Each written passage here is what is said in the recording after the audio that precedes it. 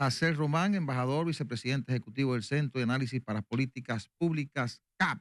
Hazel Román, bienvenido ahora por la Super 7. Muy contento de estar aquí en un día de fiesta católica, pero nacional, más allá de la misma fe, compartiendo con ustedes, más aún en una semana como esta, que conlleva el periodo de sesiones de la Asamblea General de la Organización de las Naciones Unidas, con participación de República Dominicana. Antes de entrar ahí en ese tema y otros de la política exterior, yo quisiera conocer qué es el CAP, Claro. qué hace el CAP y sus funciones ahí. Claro, el Centro de Análisis para Políticas Públicas fue fundado en el año 2007 por el entonces diputado Víctor Ito Bisonó, quien es hoy ministro de Industria, Comercio y MIPYME. Yo me integré ese mismo año, primero como asistente, luego como asesor, más adelante jefe de gabinete y desde el año 2023 vicepresidente ejecutivo. Es un centro de pensamiento que se enfoca en reforma institucional, económica y de defensa. Hemos tenido como invitados a 13 ex jefes de Estado y Gobierno de 10 países. Hemos tenido aquí a laureados, escritores, hemos tenido a altos representantes de organismos internacionales y tan reciente como la semana pasada en el Palacio Nacional, tuvimos como invitado al economista laureado también Hernando de Soto, autor de los libros El misterio del capital y El otro sendero, en una conferencia que fue cerrada por el presidente Luis Abinader, donde prometió que cuando finalicen sus 8 años de gobierno habrá entregado 400,000 títulos de propiedad. Recordando que esos libros de Hernando de Soto, si no lo han leído en la audiencia, se los recomiendo bastante. Fueron los libros que a partir de los años 80 detallaron que era imposible el desarrollo capitalista sin un desarrollo del derecho de propiedad. Títulos saneados, generalmente mayor colateral para mayor inversión y para mayor financiamiento. ¿Qué objetivo tiene el CAP y qué resultados en el tiempo, verdad, de existencia de ese órgano ustedes entienden que han ido aportando a la sociedad dominicana? Digamos que son dos objetivos centrales. El principal, como bien acabo de mencionar, es la promoción de la agenda de reformas, que no es la agenda de reformas actual solamente, sino en general, porque un país no puede desarrollarse si no tiene, vamos a decir, un proceso de innovación constante, porque a veces tenemos la respuesta del momento, pero cambian las preguntas con el tiempo. Y segundo, dotar de un espacio para la formulación de ideas a principalmente sectores que tienen deseo de participar. Si bien, por ejemplo, el ministro y quien les habla somos oficialistas al día de hoy, la mayor parte de nuestra carrera política la pasamos en oposición, pero tenemos participantes de otras, vamos a decir, latitudes. De hecho, en nuestra junta directiva inicial estuvo el ex senador y ex ministro también del Partido de la Liberación Dominicana, José del Castillo. Por ponerles algunos ejemplos, hemos tenido también como participantes a representantes de otras latitudes, Partido de la Liberación Dominicana, Fuerza del Pueblo, que son los principales de la oposición, pero en general queremos una discusión que no sea solamente proselitista. Ya cuando lleguen las elecciones, ahí obviamente tenemos un debate distinto, pero es un debate de contenido económico, institucional, político y desde luego ahora también reforma constitucional. Hazel, desde hace mucho tiempo hemos estado sufriendo, tanto los espectadores como los que algún conocimiento tenemos sobre el tema internacional, sobre el hecho de las erráticas políticas de la República Dominicana en materia internacional, en la representación internacional que hemos tenido fuera del país. Sin embargo, en los últimos años, desde la gestión anterior, y me refiero a la gestión del presidente Medina y la gestión del presidente Luis Abinader, hemos visto una agenda un tanto más coherente con respecto a el tema haitiano y con respecto a liderar temas en la región. ¿Cómo ves tú, independientemente de tu posición oficialista actual, pero cómo ves tú esa agenda con respecto a que mucha gente ha dicho, por ejemplo, que el presidente habla demasiado de Haití y no está hablando de República Dominicana, o que es un error el activismo que ha asumido la República Dominicana con el tema venezolano? ¿Qué tan importantes son esos dos temas y cómo lo estamos enfrentando hoy actualmente? Primero quiero resaltar, quizá para quienes en la audiencia no tienen conocimiento de ello, yo he sido viceministro de Relaciones Exteriores precisamente para asuntos consulares y migratorios, actualmente embajador y asesor, y sí les puedo hablar con lujo de detalle sobre cuáles son los pilares de la política exterior en el gobierno de Luis Abinader, que son 3. La protección a los dominicanos que se encuentran fuera del territorio nacional, ese es el número 1, la promoción de las exportaciones e inversiones, y el tercero es la promoción, así como la defensa de los valores de la democracia y de los derechos humanos. Entonces, cuando tomamos eso en cuenta, buena parte de las acciones que hemos visto tienen más sentido. Porque, por ejemplo, hay quienes han dicho que fue un error pronunciarse sobre Venezuela porque era algo sobre la marcha y la moda, pero olvidarán que en diciembre del 2023, en la semanal, estuvo como invitado Bernardo Arévalo. Bernardo Arévalo fue electo presidente de Guatemala el año pasado, pero la narcomafia que cooptó algunas de las instituciones quería impedir su ascenso al poder. Y en ese momento él sale a buscar apoyo, viene a Santo Domingo, el presidente los recibe en el Palacio Nacional, dan la semanal juntos y reitera que República Dominicana estaría del lado de la voluntad popular. Es un Guatemala que no representa lo mismo para nosotros que lo que representa Venezuela. Siguiendo con el tema de los derechos humanos. Yo no puedo decir que es el principal problema, pero uno de los principales problemas que tiene la República Dominicana es compartir isla con un Estado fallido, cooptado por la violencia. Entonces, en ese sentido, por más que avancemos nosotros, si Haití es un emporio de la criminalidad, no estaremos en paz, porque necesitamos un socio para combatir enfermedades, necesitamos un socio para combatir el narcotráfico, y necesitamos un socio para promover también el crecimiento. Entonces, en ese sentido, aquí lo que ha habido es seguimiento, porque perfectamente cualquier presidente puede dar un discurso en Naciones Unidas, en la OEA, en cualquier cumbre, y después olvidarse de eso. Pero aquí lo que ha habido es seguimiento. Primero, promoción de lo que eran sanciones para actores civiles que lucran con la violencia. Segundo, una resolución para aplicar embargos de armas. Porque, ¿qué sucede? Haití no produce armas. En el Caribe no se producen armas. ¿De dónde llega ese armamento tan grande que tienen las pandillas? Entonces hay que sancionar a quienes están ganando dinero espectacular con ello. Y tercero, la necesidad de pacificar a Haití con una fuerza internacional que ya llegó. Ahora lo que hay es el debate de si hay que ampliarla para que sea formalmente cascos azules. Ahí hay coherencia porque son nuestros intereses. En el caso venezolano, de nuevo, es una gran mayoría desde el punto de vista regional, incluso pluriideológica. Porque aunque los chavistas acusan a Gabriel Boric de ser supuestamente pinochetito, pero es una persona de la izquierda que ha sancionado y ha atacado lo que sucede en Venezuela. En el caso mismo de Guatemala, el gobierno progresista ataca lo que sucede en Venezuela, pero vámonos a España. Claro, de manera un tantito más moderada, pero España incluso recibió a Edmundo González, entonces República Dominicana, como dijo el presidente Luis Abinader, el 16 de agosto de este año, para la segunda juramentación, estará del lado de la democracia, donde sea, cuando sea y ante quien sea. Y en ese sentido, algunos a veces olvidan cierto historial de República Dominicana, porque cuando en junio del 2009 fue derrocado Manuel Zelaya de Honduras, fue República Dominicana que asumió un duro discurso.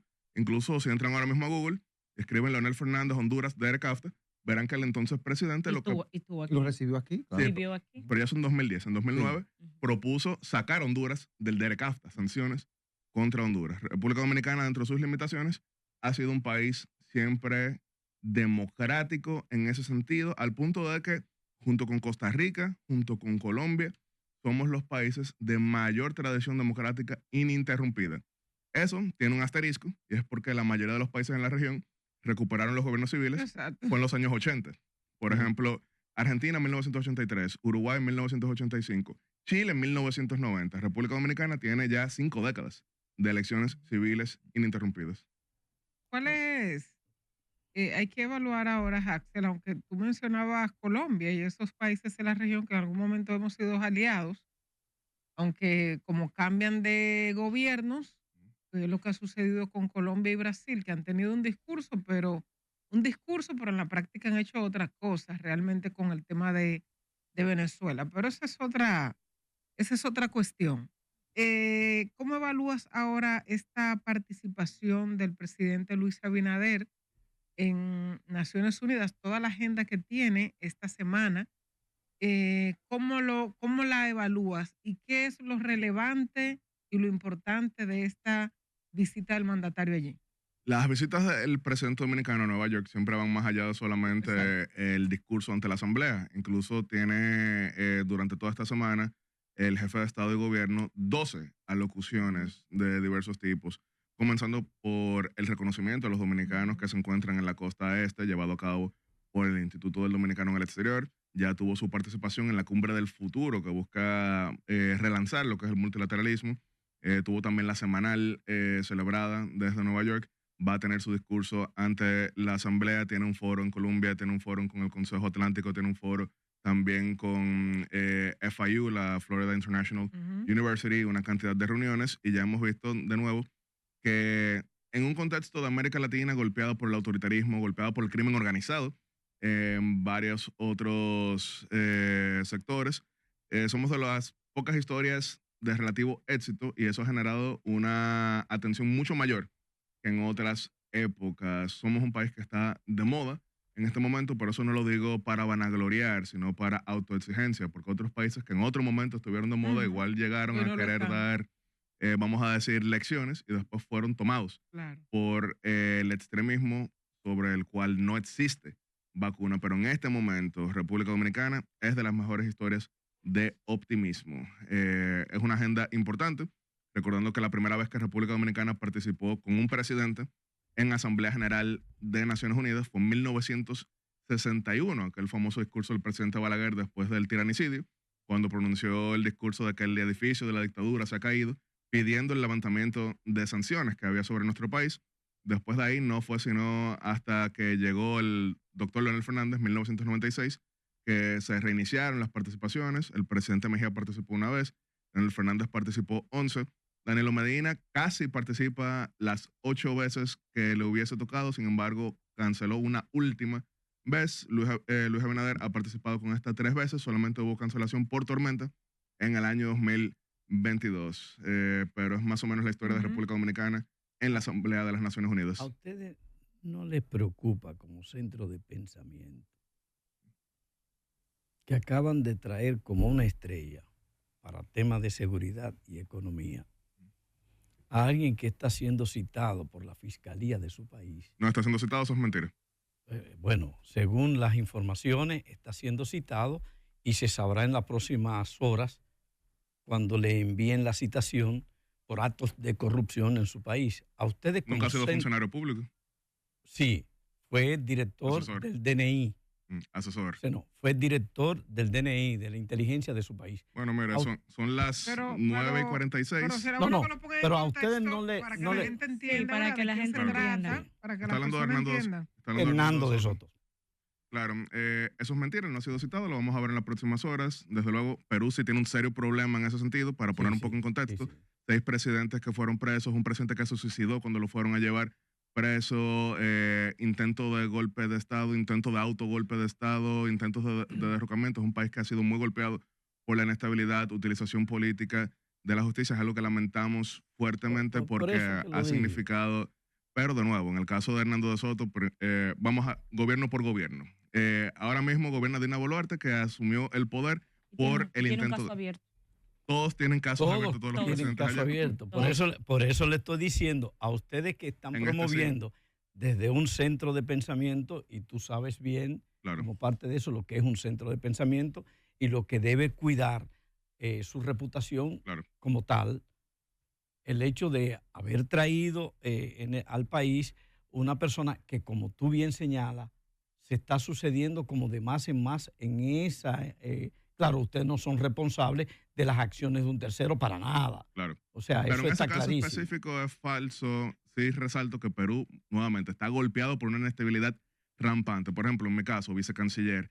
A mí me tocó en cuestión de 3 años coincidir con 11 cancilleres peruanos. Perú solamente en los últimos 2 años ha tenido Hay un tema Sí, que va sí, más sí, allá. sí, sí. 55 Una cambios. justicia totalmente Alan- desacreditada. Alan García se suicidó cuando lo fueron a buscar. Sí, hay una situación recurrente allá alrededor del tema de la corrupción. Por eso hay que tomar con pinzas todo. Sin embargo, por ejemplo, en el caso de Pedro Castillo, que es una persona con quien yo ideológicamente no coincido, pero desde el primer día se juramentó, terminó su discurso y lo acorralaron con una Desde cantidad que de llegó. acusaciones constantemente, al punto de que, miren, yo no endoso de ninguna manera un intento de autogolpe de Estado, pero lo llevaron a una situación en la que no tenía cómo seguir adelante. Entonces, el caso peruano específicamente no es un ejemplo y por eso lo pongo en contraposición con lo que sucede en República Dominicana, donde sí existe, vamos a decir, una convivencia, porque vuelvo y pongo ese caso, Pedro Castillo, que no estoy endosando su formación política, pero el primer día ya querían tumbarlo. Pedro Pablo Kuczynski desde el primer día ya querían tumbarlo. Martín Vizcarra lo tumbaron, pero ha tenido 7 presidentes en 6 años, vuelvo y repito, 11 cancilleres en 10 años, 25 primeros ministros en 20 Entonces, años. ¿no 55. sería mejor buscar Pero es que no ha sido funcionario. otras figuras para promover cosas correctas como las que ustedes han intentado promover, que es lo relativo a seguridad, a propuestas para poder resolver temas económicos del país. O sea, es una de las figuras más consultadas en el mundo entero por todo tipo de gobiernos, incluyendo gobiernos hasta de una ideología distinta a la suya propia, porque ha sido el gran innovador de los derechos de propiedad y no funcionario, asesor hace 30 años, porque en este siglo, ¿quiénes han gobernado? Ollanta con quien él tuvo choque, Pedro Pablo Kuczynski, a quien tumbaron, Martín Vizcarra, a quien tumbaron, Pedro Castillo, a quien tumbaron. Bien, pero el asunto es ese, que para uno es cuesta arriba en este país, que lo propio nos sucedió con una propuesta para la reforma policial, de que nos trajeron a un agente, a un consultor, y al final terminó siendo un fiasco frente a la posibilidad de poder reformar la Policía Nacional. Entonces uno lo pudiera decir con cualesquier institución o hasta con el propio gobierno, de los cuidados frente a quienes se traen como ejemplo para dar ejemplo de cosas que nosotros necesitamos reformar. Claro, una cosa es una conferencia con un autor reconocido por su bibliografía. Invito a la audiencia que entre ahora mismo Hernando de Soto, lo busque en Google, su bibliografía citada por todo tipo de gobernantes, y otra cosa es contratar un asesor. Ya eso es algo muy distinto. Y además en la conferencia fue en la función de la fundación, no en tu función oficial. No, claro. Y no. De nuevo, la fundación. Con la fundación. Hablamos del centro de pensamiento, en ningún momento hablamos de la función pública y él lo explicó. Pero sí cierro en ese orden, de nuevo, su bibliografía, sus tesis, sus implementaciones. Ahí nadie está diciendo absolutamente nada, ni ha sido contratado como asesor, que es otra cosa. Traer una persona desde fuera y ponerlo, mira, usted dirige, ya eso es algo distinto. Ahora, ideas. Incluso, de nuevo, aquí estamos en un medio. Si pudieran tener a cualquier persona que ha tenido incidencia para entrevistarlo, para escucharlo, yo creo que eso vale la pena. Ahora, ya de ahí a endosar, a poner como figura que dirige, ya eso es un paso olímpico de diferencia. Mire, a mí me ha llamado la atención la forma en que Naciones Unidas ha manejado el tema haitiano. Diversos presidentes dominicanos, digo diversos, bueno, pues, lo hizo Leonel Fernández, lo hizo Danilo Medina, Abinader lo ha asumido como parte de una política de Estado, reclamando la ayuda de la comunidad internacional en favor de Haití. Pero Naciones Unidas lo primero que hizo fue que le sacó el cuerpo, el tema no quiso asumirlo de manera directa, buscó un tercero, que fue Kenia, para liderar la misión de pacificación. Entonces, a mí me gustaría conocer la opinión del experto. ¿Qué hubo detrás de esto? ¿Qué usted entiende que pudo haber detrás de Naciones Unidas para no asumir de manera directa una misión de pacificación? Ya tenía la experiencia con la MINUSTAH en Haití. ¿Qué usted entiende que pudo primar ahí? Que Naciones Unidas le sacó el cuerpo y buscó un tercero, en este caso Kenia, que aceptó para que liderara esa misión de pacificación. Quizás hubiese avanzado un poco más con la experiencia que tenía Naciones Unidas. Mercadeo, la MINUSTAH, que cumplió su misión específica, que era en el año 2004 desarticular a las pandillas que operaban en aquel momento, pero no logró la misión central, que era estabilizar Haití de manera sostenible. También tuvo otro cuestionamiento muy grande, y es que, por ejemplo, el cólera llegó a través de efectivos que se encontraban en la MINUSTAH. Segundo, algo... lo de las torturas, eso no fue comprobado a tan larga escala como el tema así de los llamados bebés de la MINUSTAH, que eso incluía no necesariamente violaciones en el sentido estricto, pero sí una seria malconducta sexual que llevó entonces a desmeritar la bandera de Naciones Unidas. Entonces, desde el punto de vista de la semántica, se entendió que era preferible un Consejo de Naciones Amigas que los cascos azules. Ahora, eso representó todo tipo de desafíos que ustedes conocen y que aquí han comentado. Por ejemplo, a pesar de que el Consejo de Seguridad había votado por avalar la misión de Kenia, después el Congreso de Kenia no quería votarlo. Sí. Después entonces el Tribunal Constitucional de Kenia no quería avalarlo. Después la Suprema Corte de Justicia de Kenia tampoco quería avalarlo. Eso generó muchas ralentizaciones. Entonces, aunque ya llegó esta misión encabezada por Kenia, que representa el 80% de los efectivos, pero no el 100%, vimos, por ejemplo, en la visita de Anthony Blinken a Haití, un planteamiento de sí pasar a los cascos azules. Y este fin de semana el presidente de Kenia, William Ruto, que estuvo en Haití, le preguntaron sobre ello y él dijo, bueno, Si es lo que vota el Consejo de Seguridad, pues adelante. Y eso lleva a muchos debates, como la pregunta que usted de manera muy juiciosa hace. ¿Por qué hacerlo de esta manera distinta? Pues para no ponerle la bandera de Naciones Unidas. Incluso tengo que mencionar algo que es un gran elefante en la habitación. Desde el punto de vista estético, era mucho más, vamos a decir, vendible una nación africana que probablemente efectivos de países